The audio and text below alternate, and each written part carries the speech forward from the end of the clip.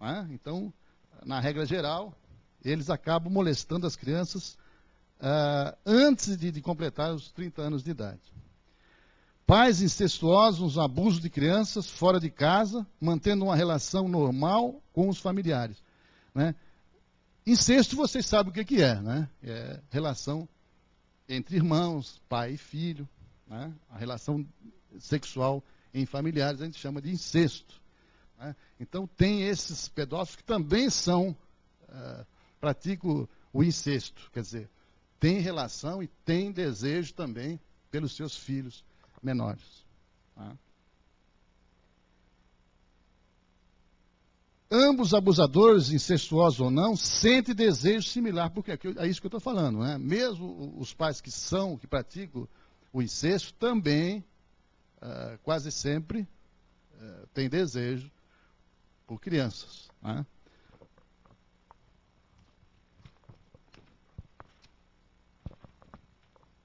Tem que fazer um roteiro aqui, se eu for começar a falar, nós vamos falar até amanhã, e aí vocês vão perder as provas, né? E vocês vão encher o saco. Se vocês quiserem interferir, fazer alguma pergunta, pode fazer, para não ficar muito chato. Pode fazer. É 12 anos. 12 anos, mas pode chegar até 16. Mas é mais em 12, 13 anos. Tá? Podemos associar o pedófilo a uma relação de itens também, né? O primeiro deles é o abuso de álcool e drogas, né? Geralmente, os autores aqui colocam a associação dos pedófilos com o abuso de álcool e droga. Sentimento de ser inadaptado, inadaptação, né? Quer dizer, não estão adaptados na sociedade, né?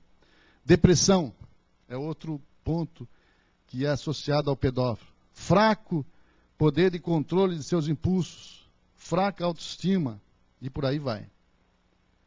O começo desse problema pode ocorrer desde a adolescência até a idade adulta, e surge predominantemente no sexo masculino.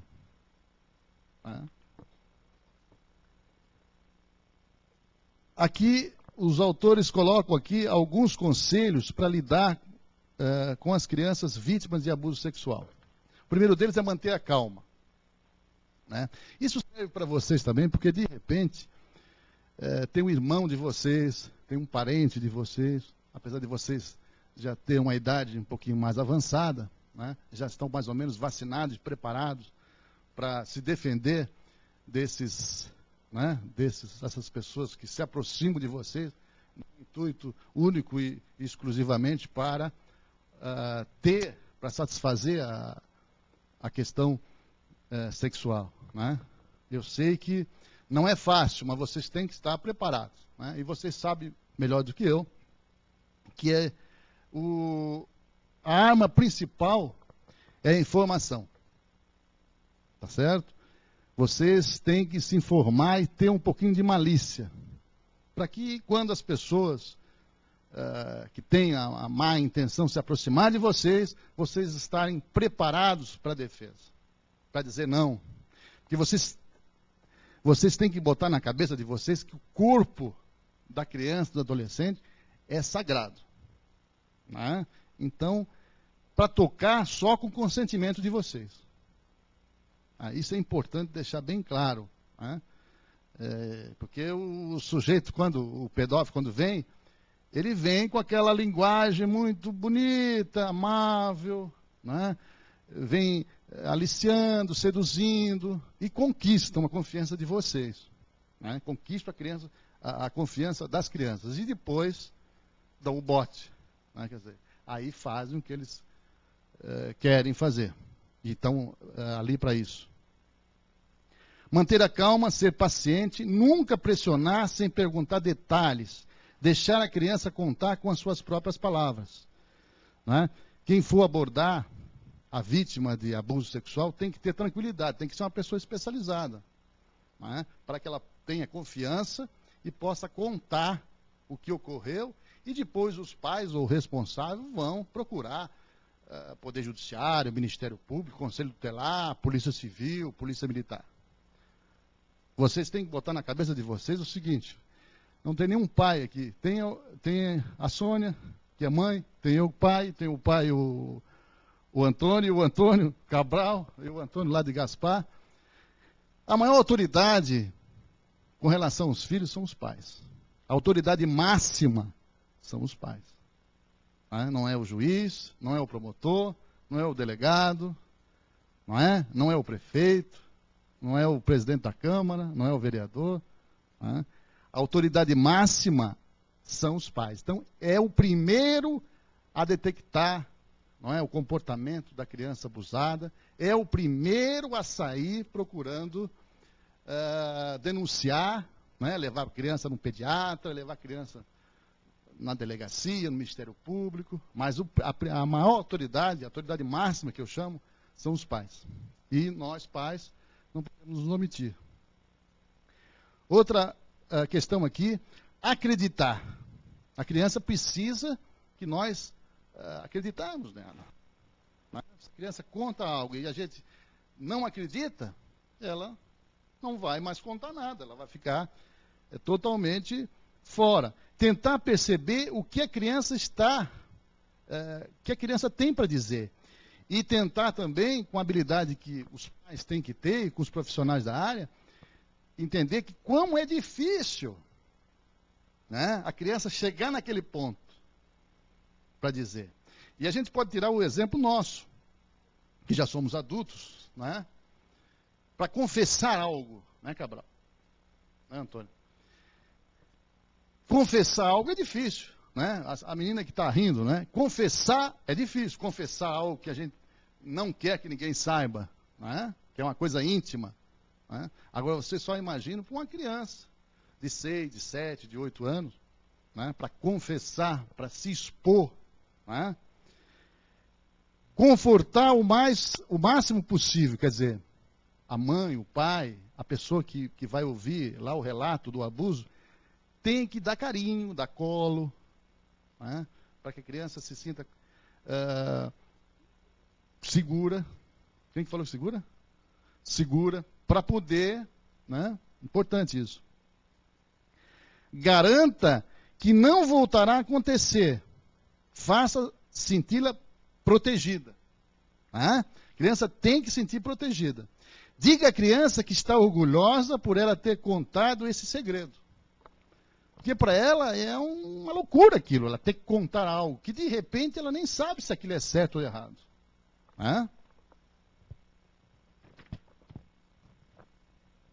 Uma questão fundamental aqui também, quando estiver sozinha ou sozinho, escreva tudo o que a criança disse, usando as palavras da criança, evitando escrever suas interpretações. Aquele que aborda a criança, seja lá o Conselho Tutelar, Polícia Civil, Polícia Militar, Ministério Público, os pais, tem que ter o cuidado de não fazer interpretação daquilo que a criança falou. Pegar as palavras exatamente, fielmente o que a criança disse. Não fazer interpretação, porque de repente a gente comete erro, Algumas vezes as crianças não contam o que passou através das palavras, mas com comportamento. Às vezes as crianças não falam sobre o assunto, mas elas falam através do comportamento. E quem é que conhece melhor as crianças? Os professores, os educadores, os pais. Nós, pais, conhecemos os nossos filhos. Cabral? Então, se ele muda bruscamente de comportamento, tu vai procurar investigar o que está vendo. Tu tens a obrigação, como pai e mãe, de procurar saber, investigar por que ele mudou, aquela mudança brusca de comportamento. Pode ser um sinal. Outra coisa importante aqui. Alguns pedófilos fazem com que o ato pareça extremamente normal, o que gera uma grande confusão. Claro, porque às vezes a criança não tem a dimensão daquele ato. E quase sempre não tem, essas crianças de 7, 8, 9 anos. E o abusador, o pedófilo, ele faz com que a criança não perceba que aquele ato é um ato que está violando, está praticando crime, está traumatizando, está violando algo que ela tem de mais sagrado. Ela não tem essa dimensão. Ele faz passar como isso fosse totalmente normal. Aqui os autores colocam também assim, ó, o que pode impedir a criança de revelar que foi vítima de abuso sexual? Em primeiro lugar, vem o medo, né? Pode ter sido ameaçada para guardar segredo, né? O abusador ameaça, né? O abusador, quando ele se sente acuado, ele vai procurar ameaçar. E ameaça a vítima e ameaça toda a família. E a criança fica perdida. A criança não sabe se vai denunciar, se ela vai dizer o que ocorreu, ela tem medo que ele tenha, o abusador vai fazer algum mal para a família. Tá certo? E ela também ela tem medo, às vezes, de ser castigada. Porque ela acha que cometeu um grande erro. Medo de ser também rejeitada pelos pais. Já pensou, depois de sofrer tudo isso, ainda ser rejeitada pelos pais? É complicado isso. Outra coisa importante aqui. Pode ter medo de ser tratada de forma diferente se souberem, no caso, os pais do abuso. Né? E tem pais que não estão preparados, né? Ao invés de proteger, de dar tranquilidade e segurança para a criança, ele acaba ainda brigando, ainda tendo atitude agressiva com a própria vítima. Né? E aqui um dos tópicos aqui importantes também, pode ter medo de ser expulsa de casa. Antigamente era mais comum, né? A menina, adolescente, que mantinha relação sexual, que tinha que ser virgem, né, para casar, aquela coisa toda. E quando tinha relação e ainda por cima engravidava, os pais não pensavam duas vezes. Já iam expulsando a criança de casa, né? Não suportava. Quer dizer, criava um problema, né? Criava um problema. E hoje não é muito diferente, né? Tem pais ainda que expulsam essas crianças, né? Que são abusadas. E aí que a gente pensa na questão do medo, né? O medo que elas têm de dizer em casa por essa razão. Que fala de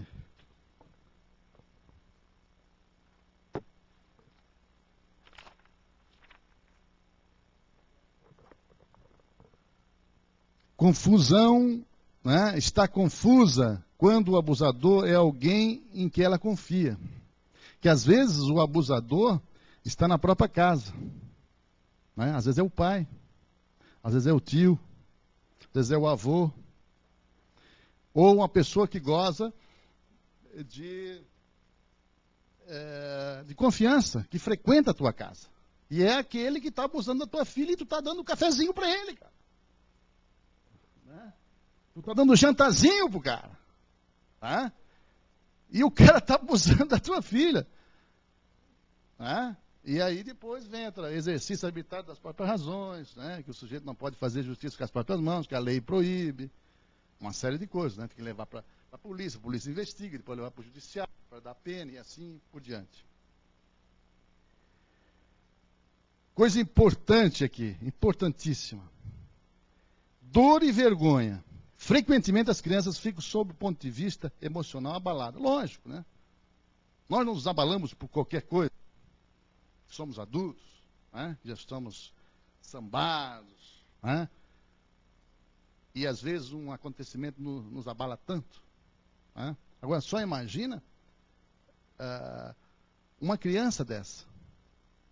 Né? Uma criança que não tem estrutura ainda, não tem personalidade formada.